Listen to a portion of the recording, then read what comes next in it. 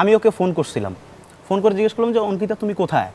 ও একটু এক্সট্রা ভাব নিয়ে, ভাইয়া আমি তো আজকে পাপা গাড়ি দিয়েছে, গাড়িতে আছি, আমি তো আসতেছি, আপনি কোথায়? আমি তো অলমোস্ট এফডিসির কাছে চলে আসছি।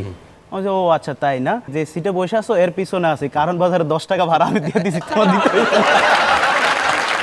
তো আমার স্বামীকে আমি সেদিন বলছি যে আমার বান্ধবী আসছে বিদেশ থেকে, তোকে কি গিফট করা যায়? আমার স্বামী বলল একটা মিউজিক সিস্টেম গিফট করো।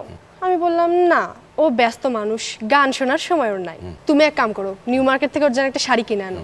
তো এই শুনে আমার স্বামী বলল যে তোমার বান্ধবীর বাচ্চা কাচ্চা কয়টা? আমি বললাম বেশি না, 20টা। তখন আমার স্বামী বলছে থাক, ব্যস্ত মানুষ, শাড়ি পরার সময় কই। আমি তারেক ভাইয়ের একবার জিজ্ঞেস করছিলাম যে তারেক ভাই আপনি যে বিয়ে করছেন আপনার ওই কাজী কি জীবিত আছে নাকি মরে গেছে? তো তারেক ভাই আমারে বললো যে না রে সাগর, আমার তো বিয়ের কাজীটা মারা গেছে। আমি বলি, ঠিকই আছে ভাই, আপনার সাথে যে অপরাধটা করছে তার শাস্তি তো পাইতেই হয়। দাদা, আপনার বোর কি যমজ বন্টন আছে নাকি? না, কোনো যমজ বোন নাই। কেন? তাহলে আপনি বেঁচে গেছেন। কেন কেন? কারণ প্রথম আপনার খুব ভালো লাগবে, কিন্তু সমস্যাটা হবে কখন জানেন? কখন? যখন আপনার বইয়ের নামে কোনো খারাপ কথা আপনার শালীকে বলতে যাবেন, দেখবেন ওইটাই আপনার বউ। আমার এক বন্ধু বিয়ে করছিল, ওর সাথে কিন্তু প্রায় এরকম একটা ঘটনা ঘটছে। ওর বউরও ওরা হচ্ছে যমজ বোন। তো দুই বোন, এক বোনের নাম হচ্ছে হাসি আর এক বোনের নাম হচ্ছে খুশি। তো আমার বন্ধু একদিন শ্বশুর বাড়িতে গেছে, ওর বউয়ের যে শাড়িটা, সেই শাড়িটা ওর শালিয়ে পরে হাঁটতেছে ঘরের মধ্যে। তো আমার বন্ধু ওর বউ মনে করে পিছন দিয়ে যায়, জড়াই ধরছে। ধরার পর ওর শালি বলতেছে দুলাভাই দুলাভাই আমি খুশি খুশি। আমিও খুশি।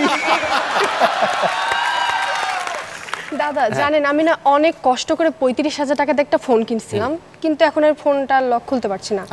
কারণ যখন ফোনে ভয়েস লক দিচ্ছিলাম, পাশ দিয়ে একটা কুকুর হেঁটে যাচ্ছিল, এখন আর কুকুরটাকেই খুঁজে পাচ্ছি না।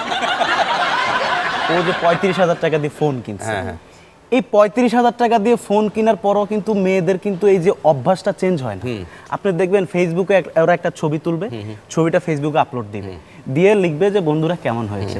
কে রে ভাই, তোর বাপ তোরে 35,000 টাকা দিয়ে মোবাইল কিনে দিছে, 35 টাকা দিয়ে একটা আয়না কিনে দিতে পারে না? ওটার মধ্যে কেমন লাগে? আমার নিজের সাথে ঘটা একটা ঘটনা। আমি আমার বয়ফ্রেন্ডকে নিয়ে ঘুরতে গেছিলাম একদিন, ঘুরতে ঘুরতে তেষ্টা পেলো। আমি আমার বয়ফ্রেন্ডকে বললাম যে আমার খুব তেষ্টা পেয়েছে, আমাকে 1 বোতল পানি কিনে দিবা প্লিজ। ও আমাকে তখন বলছে ভাবছি তোমাকে নিয়ে ফুচকা খেতে যাব। এই শুনে দাদা আমি এত খুশি, ওকে বললাম সত্যি ফুচকা খেতে নিয়ে যাবা? আমার তো শুনেই জিভে পানি চলে আসলো। আর আমার বয়ফ্রেন্ড বলছে পানি এসেছে তো এবার ওইটা দিয়ে তেষ্টা মিটিয়ে নাও।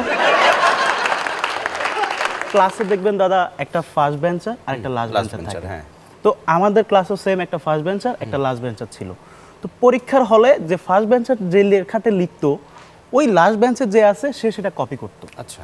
তো প্রশ্নে আসছে যে সম্রাট শাহজাহান যুদ্ধে পরাজিত হওয়ার পরে কি করতেন? তো ফার্স্ট বেঞ্চার যে সে লিখছে সুন্দর করে যে সম্রাট শাহজাহান যুদ্ধে পরাজিত হওয়ার পরে কখনো ভাঙিয়া পড়িতেন না। আর লাস্ট বেঞ্চার লিখছে সম্রাট শাহজাহান যুদ্ধে পরাজিত হওয়ার পরে কখনো ঝাঙিয়া পড়িতেন না। দাদা আমরা তো সবাই ছোটবেলায় ঘড়ি দেখা শিখি, বেশিরভাগ সময় আমরা বাবার কাছে কিন্তু এটা শিখি। আমিও আমার বাবার কাছেই ঘড়ি দেখা শিখছিলাম। তো আমার বাবা যখন আমাকে প্রথমবার ঘড়ি দেখা শেখাচ্ছিল, বলছিল যে ওই দেখ, ওই মোটা কাঁটাটা তোর মা, পাতলা কাঁটাটা তোর হচ্ছে কাজের খালা, আর এই সরু কাঁটাটা আমি। যা এবার ঘড়ি দেখে এসে বল কয়টা বাজে। তো আমি ঘড়ি দেখে এসে বলছি বাবা মা মায়ের জায়গাতেই আছে, কাজের খালা একটু নড়াচড়া করছে, আর তুমি একবার মায়ের কাছে একবার কাজের খালার কাছে। থ্যাংক ইউ, অনেক রিল্যাক্স লাগছে আমার নিজের কাছে, রিলিভড লাগছে। তোমরা এরপরে নিয়মিত আসবে, দাওয়াত দিয়ে রাখলাম, এখন আর ওটা বলতে পারবে না যে দাওয়াত দেই নাই, ঠিক আছে? তোমরা আসলে আমার ভালো লাগে। আপনাকে খুশি করতে পেরে আমরা নিজেরও আনন্দিত। Thank you Imran. ঠিক আছে দাদা, দেখা হবে ইনশাআল্লাহ। ভালো থাকো। জি দাদা, ঠিক আছে, অবশ্যই দেখা হবে আবার। ভালো থাকবেন দাদা। ভালো থেকো। স্যার, দুজন সিনেমার প্রোডিউসার এসেছে। তাই? জি, পাঠিয়ে স্যার। দাও, পাঠিয়ে দাও। আচ্ছা দাদা, তাহলে আপনি আপনার দরকারি কথা বলেন, আমরা আসি। ঠিক আছে, জি, এসো। আল্লাহ হাফেজ। আল্লাহ হাফেজ।